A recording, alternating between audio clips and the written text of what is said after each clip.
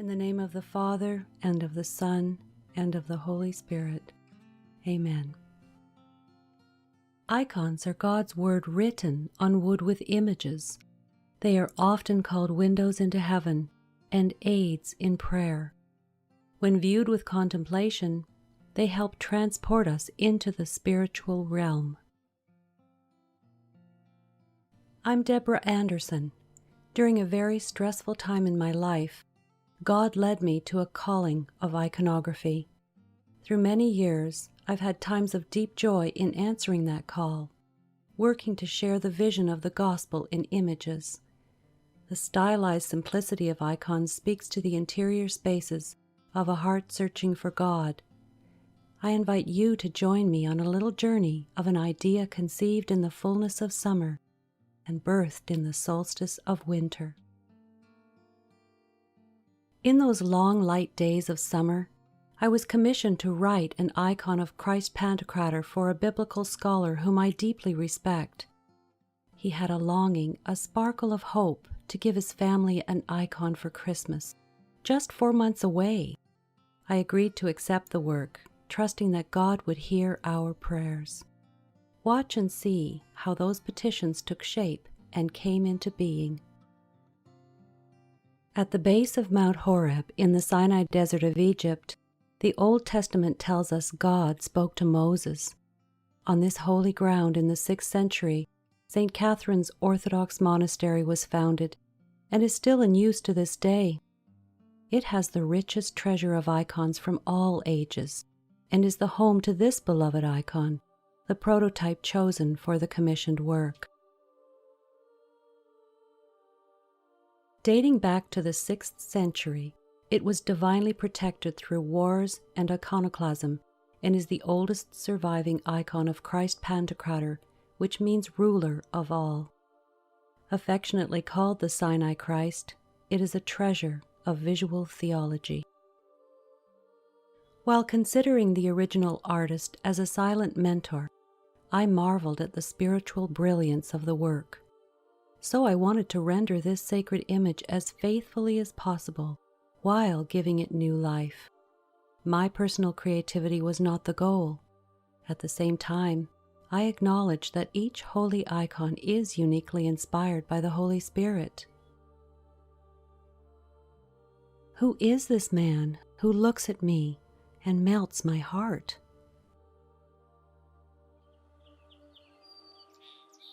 I used the light of the summer sun coming through my window to find the lines to draw the new prototype, tracing and retracing until the face appeared and felt true to me.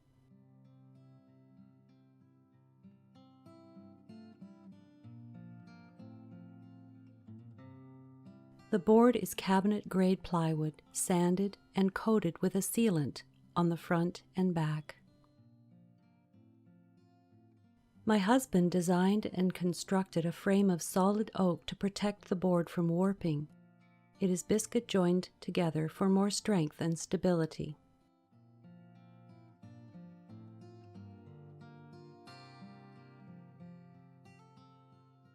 The back of the board is painted with several coats of brown acrylic paint. This is where I will sign the work later.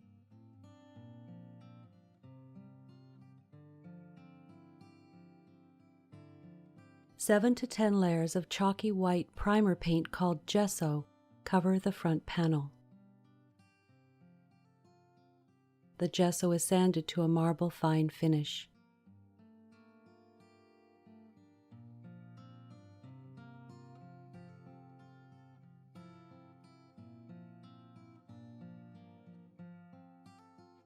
The delicate work of a completed icon can be easily scratched before it is varnished for protection, so I turn the icon over to sign it before working any further on the image.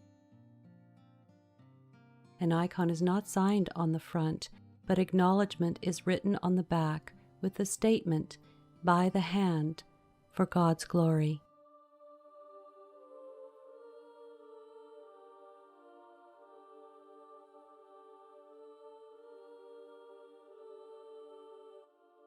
The drawing is transferred onto the board with a chalky carbon paper and then those chalk lines are secured with painted lines.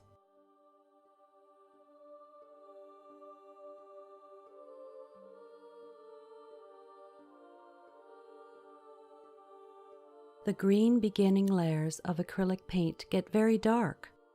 We began life here on earth in Eden's perfect light, but the darkness of sin covered us. This next stage is a very slow building up of the bone structure with white paint in layers. Here you see it develop almost effortlessly. Light comes from within the figure to reveal God as the true light within us. I wonder, is this how God sees the littlest details of our beginnings taking form and shape?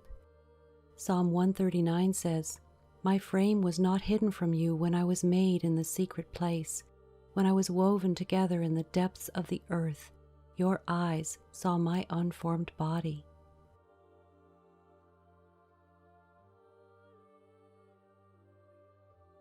While I worked on the image of Jesus, His image worked on me. Many extended hours in solitude, struggle, and joy are displayed for you here in a few moments of time.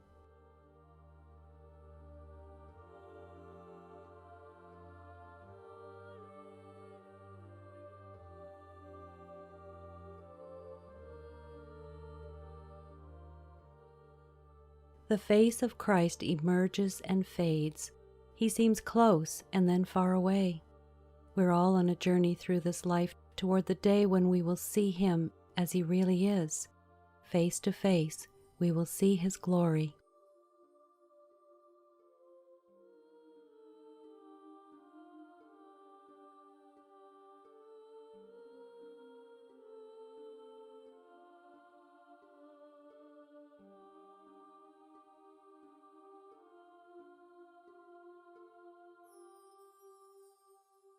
The distracting blue patch on his face is painter's tape and plastic. A compass is used for the halo markings. The compass point in the center could damage the image, so the patch protects and must remain in place until the halo is complete.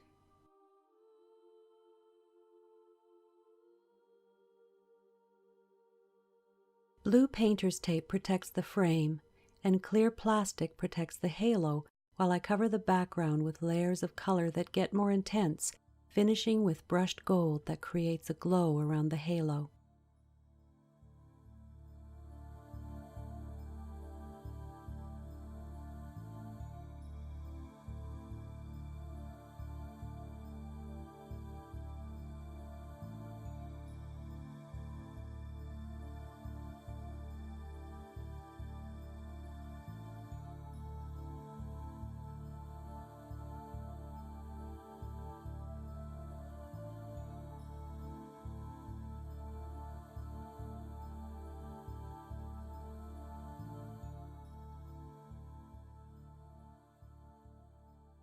When the plastic is removed, I paint all the areas that will later be covered with gold leaf. Red is one of several traditional underpainting colors. The whole image is covered with paper so I can paint the frame, delicately sponging on colors from the same palette used in the icon.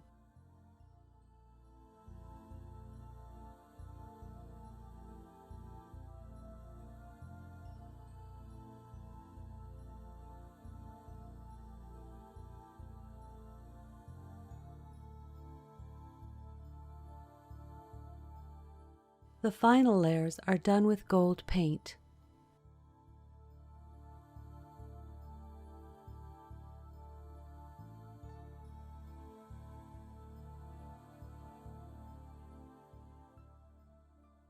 As the nights grew longer and seasonal festivities were happening all around the city, in the quiet of my little room, I was energized by the beauty that was emerging before my eyes.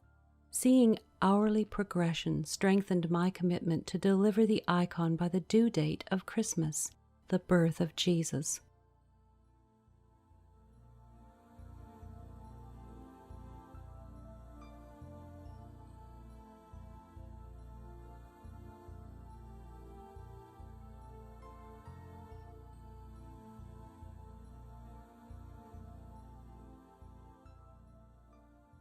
A ruling pen is attached to the compass to paint the lines that will have the embossed pattern at the edge of the halo.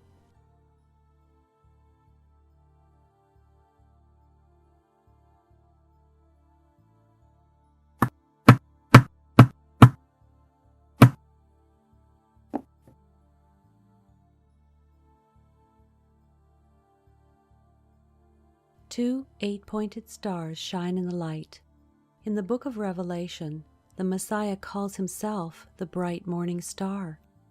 He is the sparkle of hope, the light that came into this darkened world.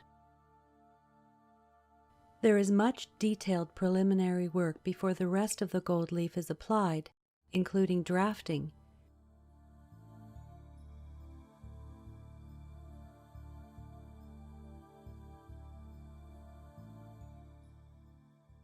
etching,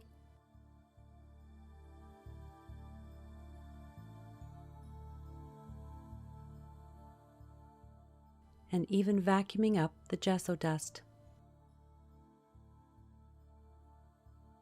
Glue and gold flecks could fall onto unwanted areas, so this covering of tape and paper is like a kitchen apron while I work. This process took about 12 hours from start to finish.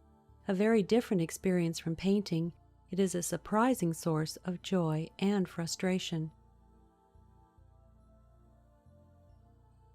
There are so many types of adhesives and qualities of gold.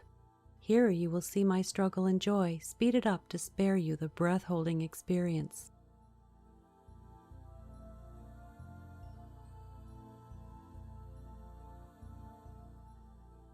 I start with the smallest area first, then in 2 stages concentrate on the gospel book. I want some areas to appear like smooth metalwork encasing jewels, and the main body of the book more textured like leather.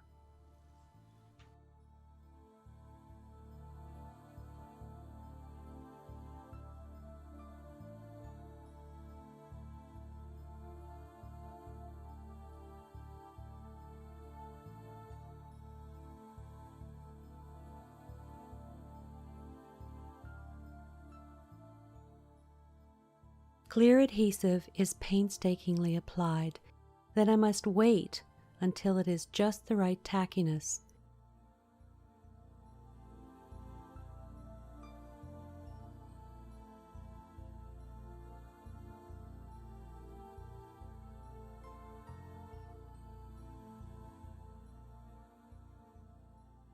The next step has to be done with just as much care, but it looks like chaos.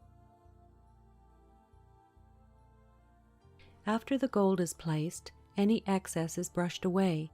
I save the loose gold flecks to be used later.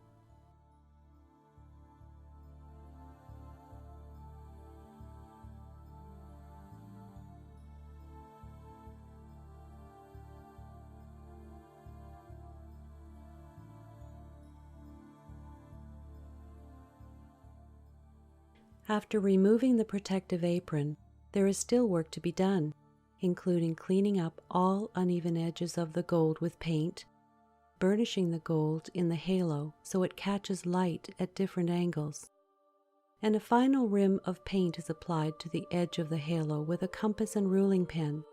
Then the distracting blue patch is removed.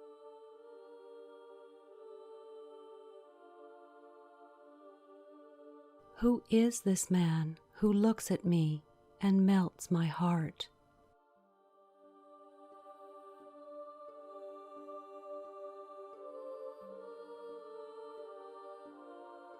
He is the bright morning star, the Prince of Peace.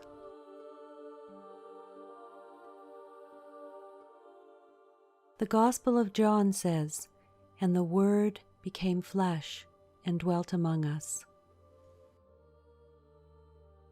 Notice on your right side, his left, Jesus firmly holds the Word. He is the Word, and that Word contains the law. This side of his mouth is firm, slightly pursed, as if just having spoken and is now silent. Folds in the clothing appear stiff and angular. The right side of his face has a strong dark and light contrast. His eyebrow is raised in angry consternation. His eye is looking at you directly, piercing, unwavering, and relentless in judgment. If you took this side of the face and made it symmetrical, this is the expression you would have.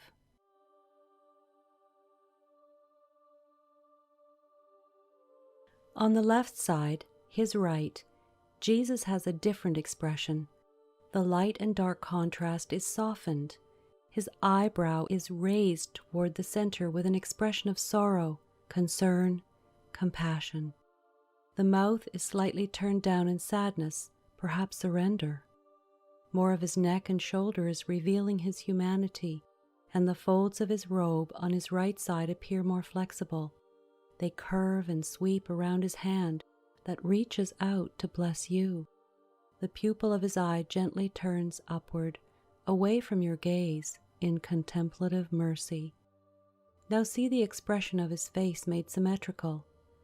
John Stott said, "Truth without love is too hard, and love without truth is too soft." In Jesus we have both in perfect union.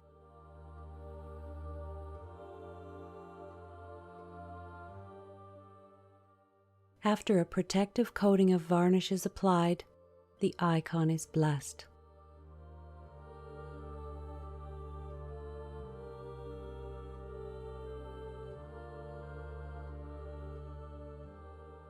Away, I agreed to accept the work, trusting that God would hear our prayers.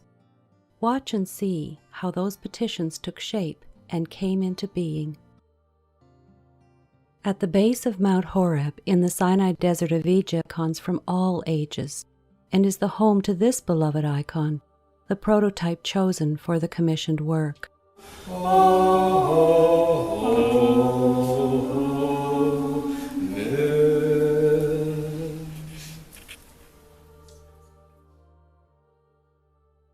During the blessing ceremony, Father Michael anointed the back of the icon with consecrated oil. God answered prayers of longing to give this ancient treasure new life. Recreating the icon was a tangible experience for me of finding that hope in the depth of winter. In accepting the commission, I now have a magnificent journey to look back on with awe and gratitude. In the Gospel of Luke, Zechariah says, "Because of God's tender mercy, the morning light from heaven is about to break upon us, to give light to those who sit in darkness and in the shadow of death, and to guide us to the path of peace." I hope seeing the birth of this icon will inspire and perhaps even reveal a new perspective of Jesus, the one who knew you before the world began.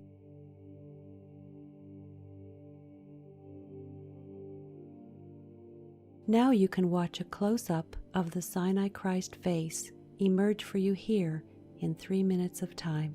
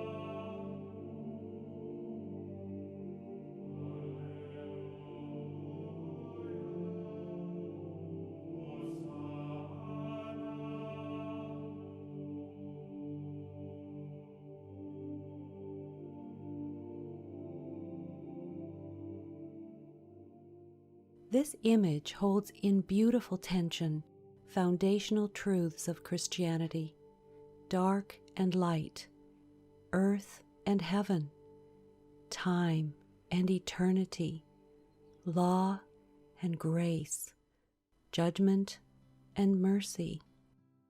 These truths are seamlessly joined together in Jesus the Christ, who is ruler of all. In the NIV translation of the Bible, Psalm 105, verse 4 says, "Look to the Lord in His strength, seek His face always."